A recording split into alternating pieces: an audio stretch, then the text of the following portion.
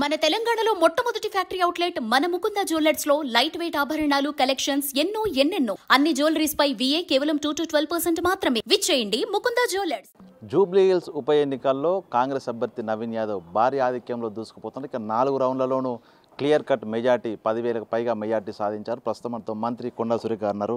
Madam ఏంటి ఊహించారా ఈ ఫలితాలు? మీరు ప్రచారం చేశారు, అనుకున్న దానికంటే ఎక్కువ మేట వస్తుంది, ఏం చెప్పదలుచుకున్నారు? నేను ప్రచారంలో తిరిగేటప్పుడు ప్రజల నాడి తెలుస్తుంది కదా, ప్రతి ఒక్కరు కూడా చెప్పడం జరిగిందండి. ఎందుకంటే నవీన్ యాదవ్ అనేవాడు 2 సార్లు పోటీ చేసినా కూడా ప్రజలకు ఎప్పుడు కూడా దూరంగా లేడు, ప్రజల మధ్యలోనే ఉన్నాడు.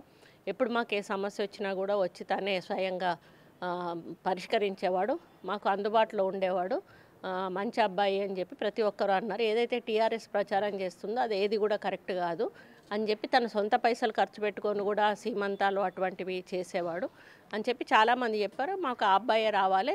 మళ్ళీ దాంతోపాటుగా గోపి గారు ఉన్నప్పుడు ఇన్ని సంవత్సరాలు ఉన్నా మాకు ఏం అభివృద్ధి జరగలేదు, ప్లస్ వాళ్ళ అధికారంలో కూడా లేరు. మళ్ళీ మేము డెవలప్మెంట్ చేసుకోవాలంటే అధికార పార్టీ అభ్యర్థి గెలిస్తేనే మాకు డెవలప్మెంట్ అవుతుంది అనేది కూడా ప్రజల్లో కొంచెం వాళ్ళు అంటే ఆలోచించే ఈరోజు ఓటేశారండి వాళ్ళు. అంటే కాంగ్రెస్ పార్టీ 42% బీసీ రిజర్వ్ అంశాన్ని తీసుకొచ్చింది. So BC candidate Naveen Yadav, so ఇది అనుకూలించింది అనుకోవచ్చా? మీకు ప్రధానం గెలవడానికి కారణాలు ఏంటి? అక్కడికి అది కూడా ఒక కారణం అయితే తప్పకుండా, ఎందుకంటే మా ప్రయత్నం అంతా చేశాము. కావాలని ఈరోజు సెంట్రల్ గవర్నమెంట్ అది కాకుండా చేసింది. టీఆర్ఎస్ బీఆర్ఎస్ వాళ్ళు కోర్టుకు పోయి మరీ కొట్టేసే ఇచ్చేంటి పరిస్థితి వచ్చింది. ఆ వ్యతిరేకత కూడా బీసీల్లో ఉంది. ఎందుకు మమ్మల్ని ఎదగనిస్తలేరు, ఎందుకు వాళ్ళే ఎప్పుడు రాజ్యం వెళ్ళాలా, మా బీసీలు ఎందుకు రాజ్యం వెళ్ళకూడదు అనేటువంటి ఒక ఫీలింగ్ కూడా ప్రజల్లో వచ్చింది. బీఆర్ఎస్కు సిట్టింగ్ స్థానం అది, అక్కడ బీఆర్ఎస్ మాజీ మంత్రులు మాజీ అందరూ మోహరించారు. సో ఏంటి మరి చేరికలు వచ్చే అవకాశం ఉంది కదా, మళ్ళీ ఏం చేయబోతున్నారు? అది మేము మాట్లాడేది కదండి, అది సీఎం లెవెల్లో అధిష్టాన వర్గం లెవెల్లో ఉంటుంది. మొత్తానికైతే మేము అనుకున్నట్టుగా ఆయన అనుకున్న దానికంటే ఎక్కువ మెజారిటీ. ఎందుకంటే ఆ ఎక్స్పోజింగ్ టీఆర్ఎస్ వాళ్ళు ఎట్లా ఇచ్చారంటే మహిళలతోటి డబ్బులు ఇచ్చి మాట్లాడించి మాకు ఆయన ఏం చేసిండు, ఈయన ఏం చేసిండు, మాకు కేసీఆర్ చేసిండు, ఈయనకి ఎందుకు ఓటేస్తాం ఇట్లా చెప్పించి ప్రచారం చేసిండ్రు.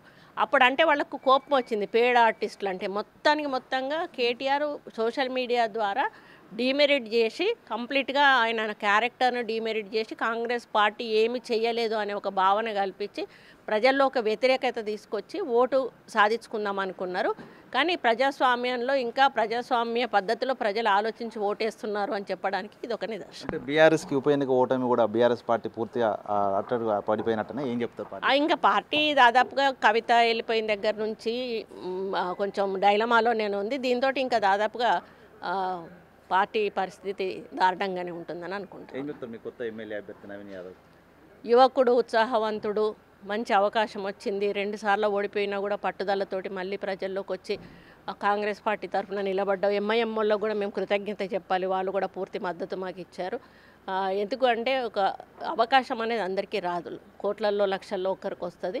వచ్చినప్పుడు మొదటిసారి కొంతమంది ఏం చేస్తారంటే ఫస్ట్ టైం ఎమ్మెల్యే అయిన వాళ్ళు కొంత అత్యుత్సాహంతో ఉంటారు. దానివల్ల నెక్స్ట్ టైం వాళ్ళకి ఎఫెక్ట్ పడుతుంది. అట్లా ఉండకుండా ఏదైతే గ్రౌండ్ లెవెల్లో ఇంతకుముందు ఉన్నావో అదేవిధంగా నేను ఎమ్మెల్యేను అనేటువంటి ఆలోచన కాకుండా నేను ఇంతకుముందు ఏదైతే గెలిచి ఓడిపోయిన ఎమ్మెల్యేను వీళ్ళకి పనిచేశాను అనే పద్ధతిలో నువ్వు చేసినట్టయితే అధికార అహంకారం అనేది ఎప్పుడు కూడా ఉండకూడదండి. అప్పుడే మళ్ళీ మనల్ని ఆహ్వానిస్తారు. కాబట్టి ఆ విధంగా రాబోయే ఎలక్షన్లలో కూడా పదే గెలవాలని చెప్పి నేను కోరుకుంటాను. Okay, thank you madam. ఇది మొత్తానికి జూబ్లీ హిల్స్ ఉప ఎన్నికల లోపల ఫలితాలు తాము ముందే ఊహించాము. గల్లీలో తిరిగినప్పుడు నవీన్ యాదవ్ గెలుపు కోసం స్థానికులంతా కూడా ముక్త కంటుందని చెప్పారు. ప్రస్తుతం అవే ఫలితాలు వెలువడుతున్నాయి. ఇక ఈ ఉప ఎన్నిక ఓటమితో బీఆర్ఎస్ పార్టీ పూర్తిగా డౌన్ఫాల్ అయినట్లే అని చెప్తున్నారు. ఇక అభ్యర్థి నవీన్ యాదవ్ ఎమ్మెల్యేగా తాను ఎక్కడి నుంచి వచ్చారో అవన్నీ గుర్తుంచుకోవాలి, ఒక సేవకుడిగా పనిచేయాలంటూ కూడా మంత్రి కొండా సురేఖ చెప్తున్న పరిస్థితి. వీడియో జర్నలిస్ట్ సంతోష్తో వేణు బిగ్ టీవీ, హన్మకొండ.